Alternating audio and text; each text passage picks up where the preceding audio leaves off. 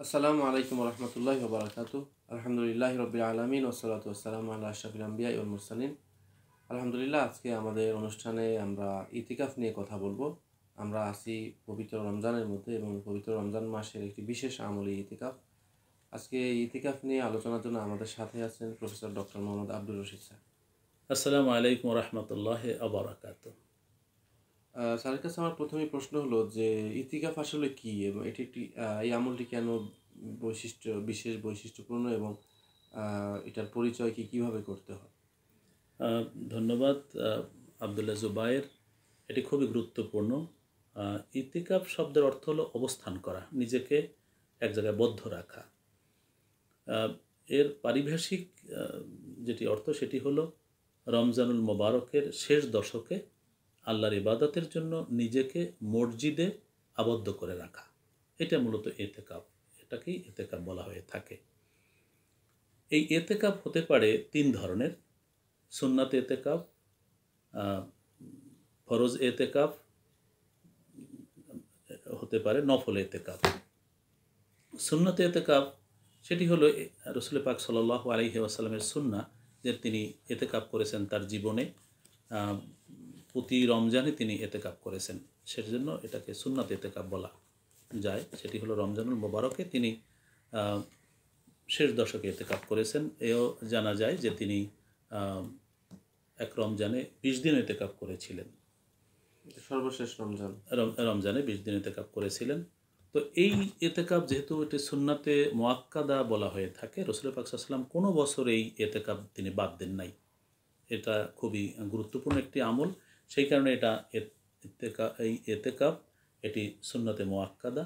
উলামায়ে কেরাম বলে থাকেন যে এটা আলাল কিফায়া, অর্থাৎ একটি মসজিদের এলাকাবাসী তাদের মধ্যে কেউ যদি এতেকাফে বসে তাহলেই পুরো এলাকাবাসীর পক্ষ থেকে সুন্নাতে মুআক্কাদাটা আদায় হয়ে গেল, কিন্তু সওয়াব পাবেন উনি। পুরুষদের তাহলে বাসায় বসার সুযোগ নেই? পুরুষদের বাসায় বসার সুযোগ নেই, মসজিদে বসতে হবে মসজিদে। এবং সেজন্য যেটি নিয়ম সেটি হলো, সবচেয়ে উত্তম এতেকাফ হলো বাইতুল্লাহ শরীফে বসা। তারপরে উত্তম হলো মসজিদে নববীতে বসা, বাইতুল মাকদাসে বসা। এরপরে উত্তম হলো জুমার মসজিদে বসা। এখন কোনো এলাকায় যদি জুমার মসজিদ না থাকে তাহলে পাঞ্জেগানা মসজিদে বসা। তো এটি আর যেটি মুস্তাহাব এতেকাফ সেটি হচ্ছে যে যখনই আমরা মসজিদে যাই তখনই এতেকাফ নিয়তে ঢুকতে হয়। 2 দিনের জন্য, 1 দিনের জন্য, কিছু সময়ের জন্য, এটা মুস্তাহাব এতেকাফ। তাহলে আমরা যে নিয়ত করে ঢুকবো মসজিদে ঢোকার সময়, যে ইতিকাফের নিয়তে ঢুকছি, জি, এতেকাফের নিয়তেই মসজিদে প্রবেশ করাটা উচিত। কারণ এতেকাফ সারা মসজিদ তো কেনা বেচা বা জাগতিক কোনো কাজের জন্য নয়, ইবাদতের জন্য নিয়ত করে ঢোকাটাই হচ্ছে মূলত এখানে সবচেয়ে গুরুত্বপূর্ণ। অযথা কথা বলবো না, অযথা শোরগোল করবো না, অপ্রয়োজনীয় কথা বলবো না, এইভাবে এতেকাফের নিয়ত করেই মসজিদে প্রবেশ করা। আর ওয়াজিব বা এতেকাফ, যেটি ফরজ বা ওয়াজিব এতেকাফ, সেটি হলো কেউ যদি মানত করে তখন মানতটা পালন তার উপর ফরজ হয়ে যায় সেটি। তাহলে এই রমজানুল মোবারকের এতেকাফটাই মূলত সুন্নাহ এতেকাফ, সেই নিয়েই কথা হচ্ছে, যেটি রসুল আকরাম সাল্লাল্লাহু আলাইহি ওয়াসাল্লাম তার জীবদ্দশায় তিনি এই আমলটি কখনোই পরিত্যাগ করেন নাই। তিনি ইন্তেকালের পরে তার যে আজওয়াজে মুতাহহারাত তারা এতেকাফ করেছেন।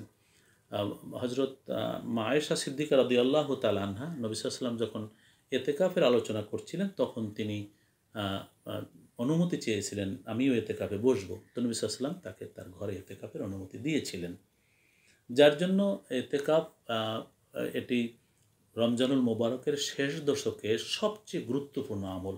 কারণ রমজানুল মোবারকের শেষ দশকের বেজর রাতে লাইলাতুল কদর লুকিয়ে আছে। আর এতেকাফকারী 10 দিন 10 রাত 10 দিন মসজিদে অবস্থান করেন এবং তিনি সবসময় ইবাদতের মধ্যেই থাকেন, যার কারণে এতেকাফকারীর এই লাইলাতুল কদর ছুটে যাওয়ার সম্ভাবনা নাই। এ কারণে যদি লাইলাতুল কদরকে পাওয়ার আকাঙ্ক্ষা প্রবল হয় সেটি করা উচিত। এবং এতেকাফের অনেক ফজিলত রয়েছে। এতেকাফ সম্পর্কে আল্লাহ রাসূল সাল্লাল্লাহু আলাইহি ওয়াসাল্লাম বলছেন যে এতেকাফ করলো, এতেকাফ করবার দরুন সমস্ত জীবনের গুনাহগুলো আল্লাহ মাফ করে দিলেন। আরেকটি হাদিসে আছে যে এতেকাফ, এই শেষ দশকের এতেকাফ কা উমরাতাইন হজ্জাতাইন, যে দুটো উমরা দুটো হজের সমান সওয়াব আল্লাহ পাক রব্বুল আলামিন তাকে দান করতে পারেন। তো সেজন্য এতেকাফের সওয়াব অত্যধিক, কারণ এতেকাফ করা হচ্ছে তো রমজানের শেষ দশকে। রমজান এমন একটা সময় যে একটি সাধারণ আমল অন্য সময়ের ফরজ আমলের সমান সওয়াব বহন করে, আর এমনিতেই রমজানের উপর যে কোনো আমলের 700 গুণ পর্যন্ত সওয়াব বৃদ্ধি পায়। যার জন্য কোরআন তেলাওয়াত করলেন, জিকির করলেন, তাসবিহ পড়লেন, আমল করলেন, তাওবা করলেন, আল্লাহ পাকের কাছে কান্নাকাটি করলেন, এর তো সওয়াব রমজান হওয়ার কারণে অন্য সময়ের চেয়ে বহুগুণ বেশি। আর একই সাথে এতেকাফে বসায় এটি আরও মহিমান্বিত হলো, যার জন্য এতেকাফ অত্যন্ত তাৎপর্যপূর্ণ গুরুত্বপূর্ণ ইবাদত। আর একটু বিষয় দেখা যায় যে আমরা পার্থিব সংশ্লিষ্টতার কারণে ইবাদত করার ইচ্ছা থাকলেও বাসায় বসে বা অফিস আদালতে আমরা সেইভাবে আল্লাহ তাআলাকে স্মরণ করতে পারি না বা ইবাদতবন্দি করতে পারি না। ইতিকাফ অবস্থায় থাকলে সেই সুযোগটা অনেক বেশিভাবে হয়। তা আপনার কাছে আরেকটি প্রশ্ন, আপনি তো পুরুষদের ব্যাপারে বললেন যে তারা মসজিদে গিয়ে ইতিকাফ করবে, তো নারীদের ক্ষেত্রে ইতিকাফের নিয়মটা বা তারা কিভাবে ইতিকাফ পালন করবেন? ধন্যবাদ। এ সম্পর্কে পবিত্র হাদিসে এসেছে, আন্না রসুল্লাহ সাল্লাল্লাহু আলাইহি ওয়াসাল্লাম জাকারা আইয়া তাকে ফাল আশরাল আওয়াখিরা মিন রমাদান ফালিয়াস্তা আজানাহু আয়েশাতু আজেন আলাহা। রসুল পাক সাল্লামের হাদিসে এসছে যে নবী সাল্লাম 10 দিন এতেকাফ করবেন বলে যখন উল্লেখ করলেন, তখন মা আয়েশা সিদ্দিকা রাদিয়াল্লাহু তাআলা আনহা তার কাছে অনুমতি চাইলেন, নবী সাল্লাম তাকে অনুমতি দিলেন। অন্য একটি হাদিসে বর্ণিত আছে, আন নবী সাল্লাল্লাহু আলাইহি ওয়াসাল্লাম কানা ইয়াতাকিফুল আশরাল আওয়াখিরা মিন রমাদান হাত্তা তাওয়াফাহুল্লাহ সুম্মা আতাকাফা আজওয়াজুহু মিন বাদিহি। নবী সাল্লাম তার জীবদ্দশায় সবসময় রমজানের শেষ দশকে ইতিকাফ করেছেন, এবং একবার 20 দিনও করেছেন। বলা হয়েছে নবী সাল্লাম যখন পর্দা করলেন, ওফাত পেলেন, সুম্মা আতাকাফা আজওয়াজুহু মিন বাদিহি, তার স্ত্রীগণ তারপরে ইতিকাফ করেছেন। অতএব স্ত্রীদের ইতিকাফ করা বৈধ, তবে কতগুলো শর্ত আছে যে তাদের নিরাপত্তা, তাদের নিরাপদ হওয়া ইত্যাদি ইতিকাফের জায়গা নিয়েও তাদের বিষয় আছে। এখানে প্রথম শর্ত যেটি, সেটি হচ্ছে বিবাহিত মহিলাদের ক্ষেত্রে স্বামীর অনুমতি লাগবে। স্বামীর অনুমতি ছাড়া তিনি ইতিকাফ করতে পারবেন না। এই যে একটি হাদিস একটু আগে আমরা বললাম, সেখানে মা আয়েশা সিদ্দিকা রাদিয়াল্লাহু তাআলা আনহা নবী সাল্লাল্লাহু আলাইহি ওয়াসাল্লামের কাছ থেকে কিন্তু অনুমতি নিলেন। আরেকটি হচ্ছে ফিতনার আশঙ্কা না থাকা। তিনি যে ইতিকাফে বসবেন সেটার দ্বারা যেন ঘরে কোনো ফিতনার সৃষ্টি না হয়, কারণ তিনি তো ঘরে একটি রুমে বসবেন, ঘরের মধ্যে এই বসা নিয়ে অন্য কোনো সমস্যার সৃষ্টি যাতে না হয়, অন্য কারো অসুবিধা না হয়, অন্য সমস্যার সৃষ্টি যাতে না হয়, সেগুলো এখানে খুবই গুরুত্বপূর্ণ। আরও কতিপয় শর্ত আছে ইতিকাফের মধ্যে, যেমন তাকে মসজিদে নয়, তিনি বরং ইতিকাফ করবেন বাসায় একটি নিরাপদ রুমে, যেখানে তার থাকা, এখানে ইবাদত বন্দেগী করা এবং কাজকর্ম ইত্যাদি তিনি একেবারে কমিয়ে দেবেন, না করলেই ভালো। অন্য রুমে গিয়ে তিনি সময় নষ্ট করবেন না, এখানেই সারাদিন বসে বসে বন্দেগী করবেন। হ্যাঁ, যদি ওই রুমে বাথরুম অ্যাটাচড না থাকে তাহলে বাথরুমের জন্য বেরোতে পারবেন বা অন্য রুমে যেতে পারবেন, কিন্তু কথাবার্তা না বলাই ভালো, কম বলা এটা গুরুত্বপূর্ণ। তিনি ঘরের মধ্যে আছেন বলে যে রান্না বাড়া, স্বাভাবিক আলাপ আলোচনা, চলাফেরা এগুলি চালিয়ে যান, তা তো ইতিকাফ হলো না। তাকে ওই রুমটাতেই থেকে তাকে ইতিকাফ পালন করতে হবে, ইবাদত বন্দেগীতে রত থাকতে হবে। হ্যাঁ, আর পুরুষরা ইতিকাফ করবেন, মসজিদে বসবেন, তারা ঘরে বসতে পারবে না, তারা বসবেন মসজিদে। এবং সেক্ষেত্রে আমি একটু আগে বলেছি যে বাইতুল্লাহ সবচেয়ে উত্তম, তারপরে মসজিদে নববী, বাইতুল মাকদাস, তারপরে জুমার মসজিদ। এখন যদি মসজিদ খুব দূরে হয়, তাহলে যদি পাঞ্জাগানা মসজিদ কাছে হয় সেখানে বসতে পারবেন, কারণ জুমার নামাজের জন্য তাকে তো যেতে হবে। এখন এই মসজিদে যে বসবেন, তিনি মসজিদে তিনি সেখানে থাকবার জন্য সেখানে তাঁবু লাগাতে পারবেন বা থাকবার জন্য সেখানে তিনি বিছানাপত্র রাখবেন, মসজিদে খাওয়া দাওয়া করবেন, মসজিদ ওখানে নিদ্রা যাবেন, সেখানে ইবাদত। এখানে কতগুলি প্রস্তুতির বিষয় আছে, যেটি হচ্ছে যখন তিনি মসজিদে ইতিকাফে যাবেন, তখন যা না হইলে চলে না এমন কাপড় চোপড় জিনিসপত্র তিনি নিয়ে যাবেন, এবং উত্তম কাপড় চোপড়গুলো নিয়ে যাবেন, কারণ খুজু জিনাতাকুম ইনদা কুল্লি মসজিদ, মসজিদে যাওয়ার সময় আল্লাহ নির্দেশ হচ্ছে উত্তম। এবং আরেকটি হচ্ছে খাবার দাবার তার কাছে পৌঁছে দেবেন কে, এটি ঠিক করে নেওয়া। আর দুর্গন্ধ জাতীয় খাবার বা যা মানুষকে কষ্ট দেবে এরকম কাজ ওখানে তিনি করবেন না। অযথা কথাবার্তা বলবেন না, ফোনে অধিক সময় কথাবার্তা বলবেন না, ব্যবসা বাণিজ্য চালাবেন না, ঝগড়ায় লিপ্ত হবেন না। এমনকি মসজিদের বাহিরে যদি জানাজা হয়, সে জানাজাতেও তিনি যাবেন না, কারণ এই জানাজাতে উপস্থিত হওয়ার চেয়ে অনেক উত্তম ইবাদতে তিনি রত আছেন।